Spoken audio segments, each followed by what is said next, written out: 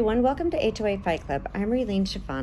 I'm going to discuss today about a client that is or was past due on their assessments. This client of mine was is living in California. They own a couple spaces in Seattle in a condo building that has businesses and tenants and so homes all in the same building. Well, in this building, the property management company has actually purchased two spaces.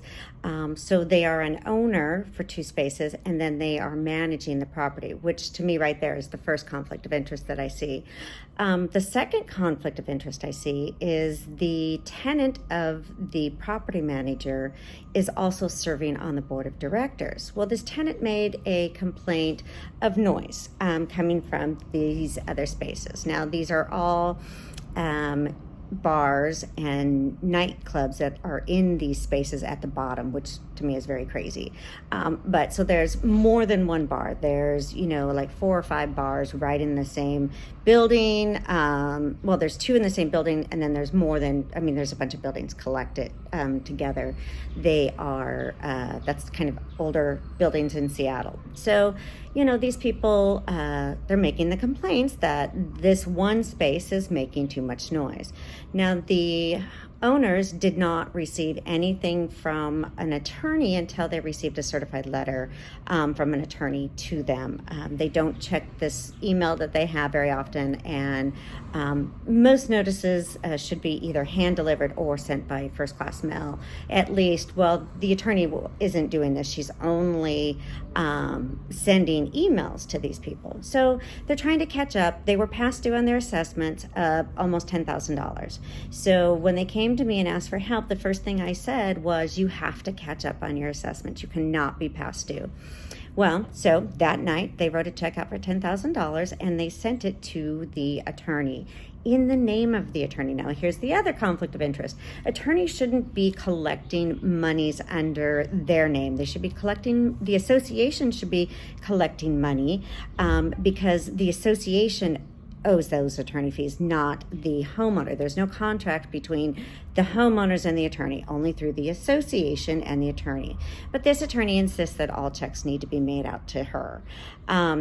So they made the checks, they sent the check for rent. The next day they received a $9,000 fine that is for the noise complaints. Now, this attorney is not even waiting 10 days for them to fix anything. She's just automatically sending a letter every Friday. They get a letter of $300 to $400 worth of fines, more added. Right now they're up to $14,000 in fines in the last 4 weeks. Let me say that again, $14,000 worth of fines in the last 4 weeks. They're due in 10 days. If they don't pay, this attorney is going to put a lien on their condos. Now, in Washington State, you can't apply liens and foreclose if these are not assessments. So assessments in Washington State are your monthly or yearly assessments. Fines, fees, attorney's fees, late fees, they cannot apply liens for these things.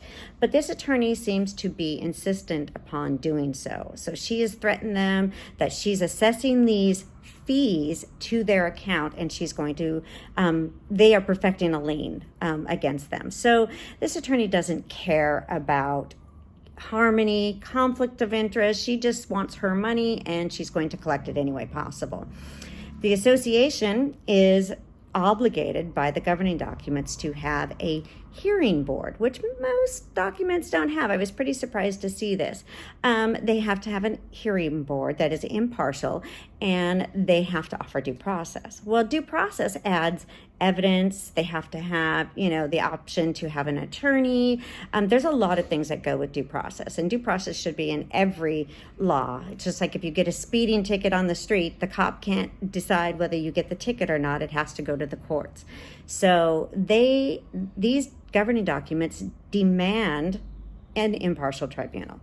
But the attorney, she said no. She said they waited too long to even request to have a hearing. So apparently for her, every time she finds them, she doesn't agree that they need to have due process because they're being fined for the same thing.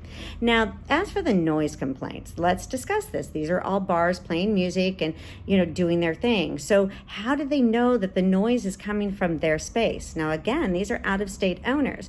How can they bring their tenant into compliance if they cannot get the evidence of what the tenant is doing wrong? They can't just, they don't have that option either to just complain about a tenant and then not have any proof of what they're doing. I also know that the property manager is trying to look for options to keep the sound in his space also. So he has discussed this with those tenants. So there's a lot going on here, but what I see is extortion. When an attorney can add that many fees in the amount of $14,000 in less than 4 weeks for fines and fees, that's extortion. This attorney is not doing what's best for the association. She's doing what's best for her.